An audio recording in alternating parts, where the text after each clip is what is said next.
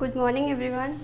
मेरा नाम नीतू सिदार है और मेरा टॉपिक है पहली पीढ़ी का कंप्यूटर। पहली पीढ़ी का कंप्यूटर। तो इसको जानने से पहले हम लोग देखेंगे कि कंप्यूटर को पीढ़ी में किस बेस पर डिवाइड किया गया है, बांटा गया है। तो कंप्यूटर को पीढ़ी में बांटने के लिए उसका आधार लिया गया है हार्डवेयर को। मतलब हार्डवेयर के आधार पर कंप्यूटर को पीढ़ियों में बांटा गया है और हार्डवेयर के आधार पर कंप्यूटर को 5 पीढ़ी में बांटा गया है। तो मतलब कि अलग अलग जनरेशन में अलग अलग कंप्यूटर आते गए, जिनको उनके हिसाब से पहली, दूसरी, तीसरी, चौथी, पाँचवीं इस तरह से 5 पीढ़ी में बांटा गया। तो पहली पीढ़ी के कंप्यूटर उन कंप्यूटर को कहा गया जो 1942 और से 1955 के बीच चले।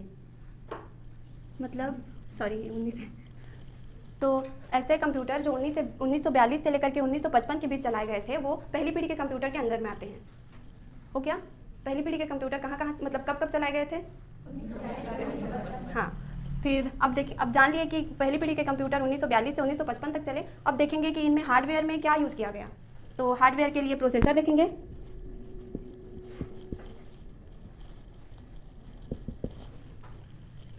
तो पहली पीढ़ी में जो था प्रोसेसर का कार्य, वो वैक्यूम ट्यूब या फिर निर्वात नलिका, जिसको निर्वात वाल्व भी कहते हैं, वो प्रोसेसर का कार्य करता था।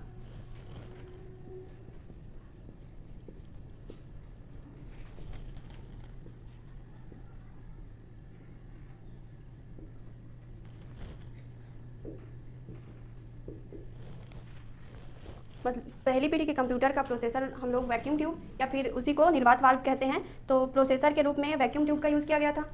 प्रोसेसर इतना समझ में आया कि मतलब प्रोसेसर के लिए क्या यूज़ किए थे? Vacuum tube. तो अब हमारे माइंड में क्वेश्चन आता है कि वैक्यूम ट्यूब कब आया और इसका निर्माण किसने किया? तो ये जो वैक्यूम ट्यूब है उसका निर्माण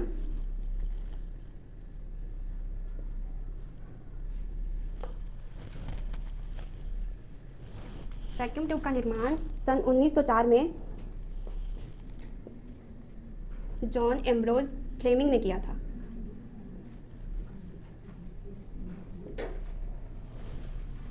वैक्यूम ट्यूब का निर्माण 1904 में जॉन एम्ब्रोज फ्लेमिंग ने किया था। मतलब कि हम लोग कह सकते हैं कि वैक्यूम ट्यूब का निर्माण 1904 में हुआ और इसके निर्माणकर्ता जो थे वो जॉन एम्ब्रोज फ्लेमिंग थे। समझ में आ रहा है? तो पहली पीढ़ी का कंप्यूटर 1942 से 1955 के बीच चला और इसमें प्रोसेसर के रूप में वैक्यूम ट्यूब का यूज़ किया गया, जिसके निर्माणकर्ता जॉन एम्ब्रोज फ्लेमिंग थे और इसका निर्माण 1904 में हुआ। इतना समझ में आया? फिर इसके बाद देखेंगे कि इसमें लैंग्वेज क्या क्या यूज़ किया गया था। तो पहली पीढ़ी के कंप्यूटर में मशीनी भाषा का प्रयोग करते थे और बाइनरी भाषा। तो बाइनरी भाषा सभी जानते हैं, 0 और 1 की भाषा होती है। तो लैंग्वेज इस तरह से पहली पीढ़ी के कंप्यूटर का लैंग्वेज हो जाएगा मशीनी भाषा और बाइनरी भाषा। लिख दो इसको भी, समझ में आ गया? उसके बाद देखेंगे कि उसका इस सारे कंप्यूटर में जो पहली पीढ़ी के कंप्यूटर हुआ करते थे उसमें लैंग्वेज हो गया, स्टोरेज के लिए क्या यूज़ करते थे। पहले एग्जांपल बता देती हूँ कि पहली पीढ़ी के कंप्यूटर क्या क्या थे। यहाँ पे बता दे रही। सबसे पहले मार्क 1 था जो 1937 से 1944 के बीच चला। फिर उसके बाद ENIAC,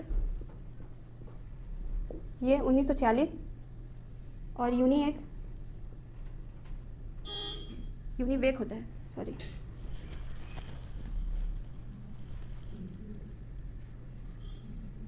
ये 1954। ये जो तीनों कंप्यूटर हैं ये सारे मतलब पहली पीढ़ी के कंप्यूटर के अंदर में आते हैं। फिर अब देखेंगे कि स्टोरेज के लिए क्या यूज़ किया गया था। तो पहली पीढ़ी के कंप्यूटर में स्टोरेज के लिए पंच कार्ड या फिर पेपर टेप का यूज़ किया गया था। हम सभी जानते हैं कि पंच कार्ड क्या होता है। इनमें से किसी को नहीं पता है क्या कि पंच कार्ड क्या होता है? पता है? तो उसके बारे में डील नहीं करूँगी क्योंकि सभी को पढ़ाना है। फिर अब इसकी स्पीड देखें। तो इसकी जो प्रथम पीढ़ी की कंप्यूटर थी इसकी स्पीड काफ़ी स्लो थी। अभी के कंप्यूटर की तुलना में इसकी स्पीड स्लो थी और इसको मिली सेकेंड में मतलब मापा जाता था। और अभी के जो कंप्यूटर है उसको पिको सेकेंड में मापते हैं।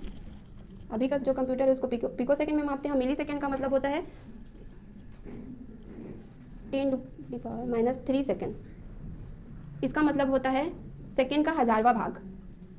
और पिको सेकेंड मतलब 10⁻⁻12 सेकेंड होता है। मतलब ये काफ़ी मतलब फास्ट है। अभी का जो कंप्यूटर है उसकी तुलना में जो पहली पीढ़ी का कंप्यूटर था वो स्लो था। समझ में आया इतना? स्पीड हो गया। अब इसकी साइज़ देखें तो जो पहली पीढ़ी के कंप्यूटर थे उनका साइज़ काफ़ी बड़ा हुआ करता था, और इनके साइज़ के बड़ा होने का कारण है वैक्यूम ट्यूब। तो क्योंकि मतलब एक वैक्यूम ट्यूब से काम नहीं चलता था, काफ़ी सारे वैक्यूम ट्यूब यूज़ किया जाता था। जैसे एनिएक का एग्जांपल लें तो इसमें 18,000 वैक्यूम ट्यूब यूज़ किया जाता था इसको चलाने के लिए। तो एनिएक का वेट जो था वो 50 टन हो जाता था, और इसका साइज़ 1800 स्क्वायर फीट होता था।